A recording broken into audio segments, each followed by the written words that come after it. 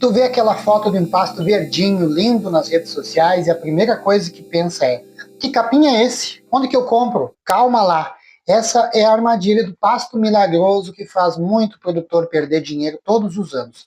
Não podemos ser ingênuos e acreditar em melhor pasto. Existe o pasto certo para a tua realidade. E nesse vídeo eu vou te ensinar o passo a passo certo para fazer essa escolha. Eu sou Leandro Ebert, engenheiro agrônomo, especialista em nutrição de ruminantes e criador do método resfriador lotado. Eu trabalho direto no campo com produtores de leite, pecuaristas, mudando vidas há mais de 10 anos. E o que eu vou te mostrar aqui nesse vídeo não é só teoria, mas a experiência prática de quem lida com isso no dia a dia. E é justamente por isso que esse material que eu vou te apresentar agora é tão precioso. Ele resume e organiza as informações mais importantes sobre o assunto, tanto para quem é aqui do sul, quanto para quem é de região tropical, de uma forma que tu não vai encontrar em lugar nenhum. É praticamente um guia e tudo de graça. Fica comigo então.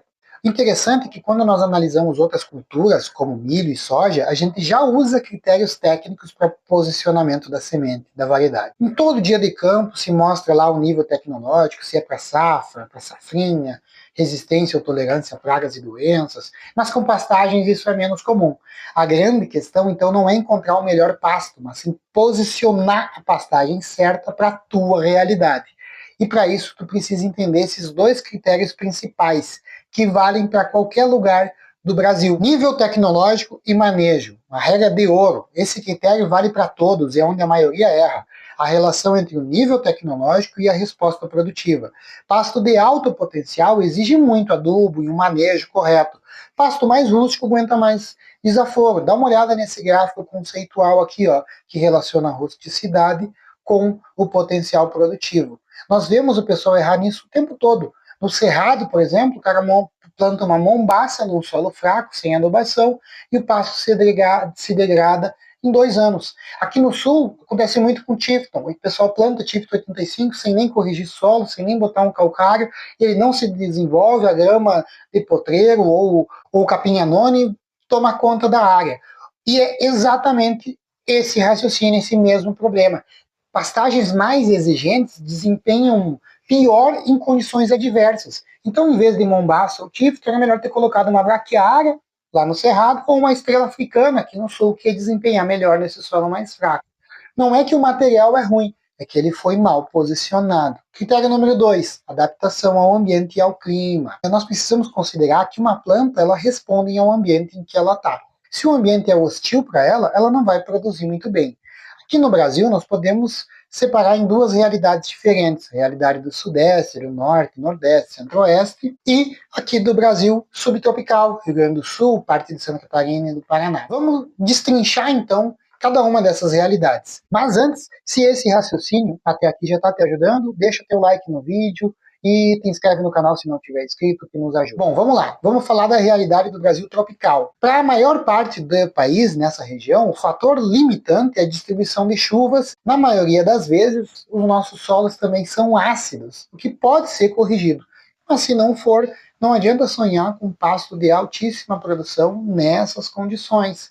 Existem plantas com mecanismos de sobrevivência seca, com crescimento mais vigoroso de raízes, como a piatã, por exemplo, um período de estado de dormência e maior eficiência de uso da água, como andrópogon e capim-bôfilo, que apesar de ter menor qualidade nutricional, são estratégicas para o semiárido. Já onde tem mais fertilidade ou irrigação, dá para investir em pastagens de maior resposta produtiva.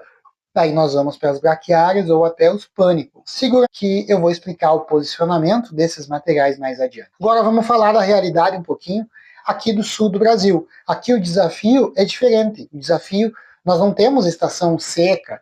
Nosso inverno aqui ele é frio e com geadas. Então, para entender como lidar com pastagens perenes da estação quente nessa realidade, nós precisamos entender a temperatura base, que é a temperatura mínima para a planta crescer, a partir do qual ela cresce. E aí nós temos uma diferença entre pastagens tropicais e subtropicais. As tropicais, como os pânicos e as braquiárias, têm temperatura base acima de 15 graus Celsius. Elas simplesmente param de crescer e podem até morrer com um frio muito intenso, especialmente em geadas sucessivas, intercaladas, com períodos mais amenos. Funciona assim, veio frio, uma geada, queima a parte aérea. Aí dá um calorzinho, ela rebrota. aí vem outra geada, queima de novo. Cada vez que isso acontece, a planta perde reserva das raízes. E depois de 2 ou 3 vezes acontecido isso, ela já começa a ter um percentual de morte significativo de plantas. Já as subtropicais, como os Cynodons, Tifton, Gigs, por exemplo, são bem tolerantes a geadas e crescem a partir de 10 graus. A temperatura é de 10 graus Celsius, o que dá uma janela de crescimento durante o ano muito maior. Então a pergunta que a gente tem que fazer aqui é: esse pasto, ele aguenta as geadas, ele sobrevive no inverno? Durante o inverno, a parte aérea dessas plantas subtropicais pode até congelar, mas os seus pontos de crescimento estão protegidos abaixo do solo, nos rizomas. Como a temperatura do solo se mantém mais estável, os rizomas sobrevivem intactos. Assim, quando a temperatura volta a subir, na primavera a planta rebrota rapidamente. Entendeu agora que a coisa pode ser um pouco mais qualificada do que esse ou aquele pasto pode ser melhor ou pior, de que se tu viu no Globo Rural que esse pasto é melhor, tu tem que analisar a região e a condição que ela está inserida? Ok, Leandro, entendi os critérios, mas qual capim eu vou usar afinal? Bom, deixa comigo, vamos posicionar os principais materiais separando por realidade. Mas antes eu te convido a conhecer o nosso curso, Método Resfriador Lotado.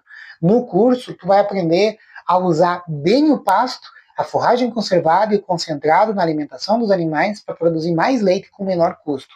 As inscrições estão abertas e para saber mais é só clicar no link que está na descrição. Vamos então falar das opções de variedades para a região tropical, com foco em seca e fertilidade para o nível tecnológico.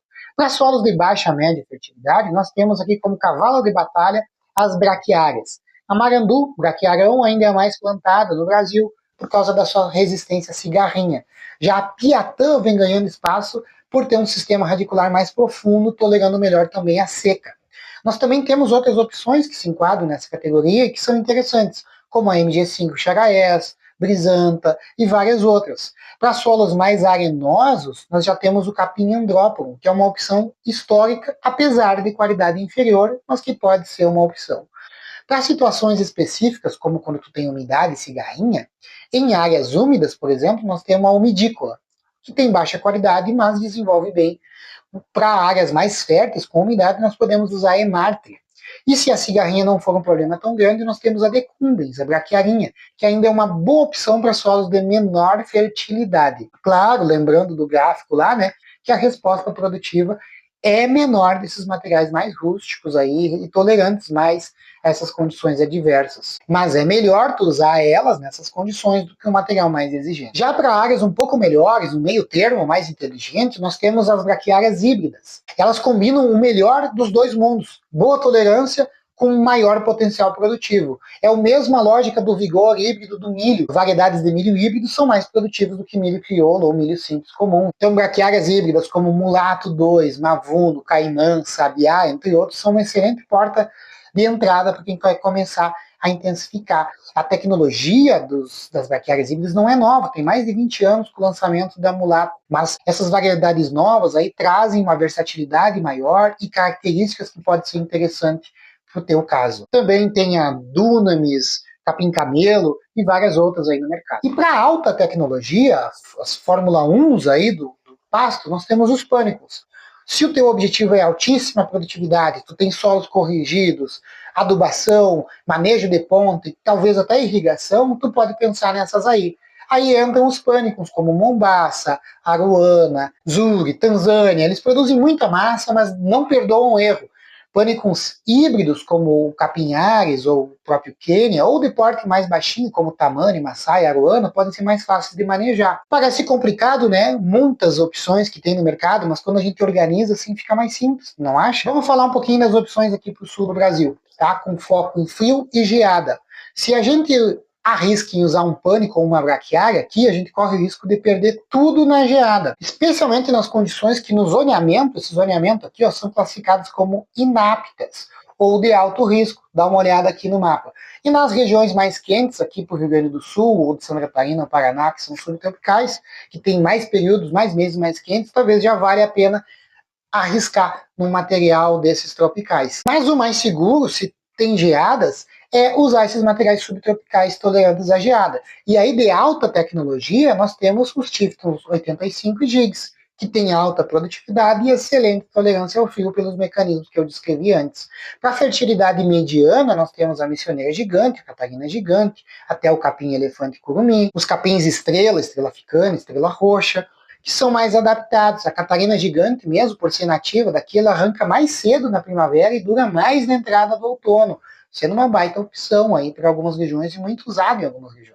Aqui para o sul, a grande questão é que nós não temos um material no mercado que atenda todos esses critérios, multiplicado por sementes, com a tolerância ao frio e às geadas, e alta produtividade ou qualidade. Então a nossa escolha ela se resume a duas opções. Ou a gente usa uma dessas cultivares por mudas, como o Tifton Gigs ou a Catarina Gigante, ou nós arriscamos em uma tropical por sementes, como eu falei acima, sabendo do risco da geada. E essa escolha impacta até no manejo do inverno.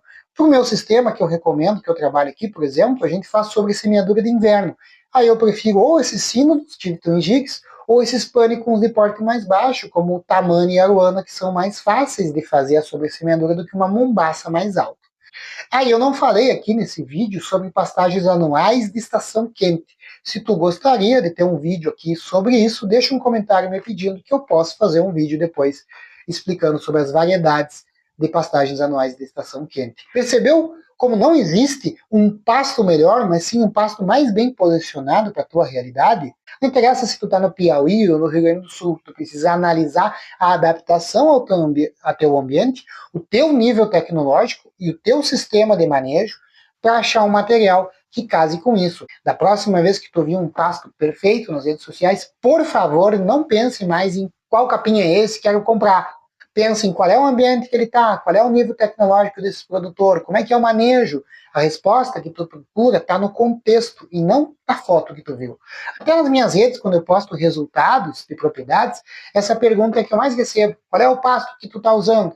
Eu espero que agora, com esse vídeo, isso comece a mudar e a discussão fique um pouco mais qualificada. E tão ou mais importante que a escolha da pastagem é otimizar o manejo dela. E eu tenho um vídeo aqui no canal que conta a minha experiência de mais de 10 anos com manejo de pastagens em 15 minutos, chegando até a minha experiência com pastoreio rotatino. Pode clicar aqui e confere. Um abraço.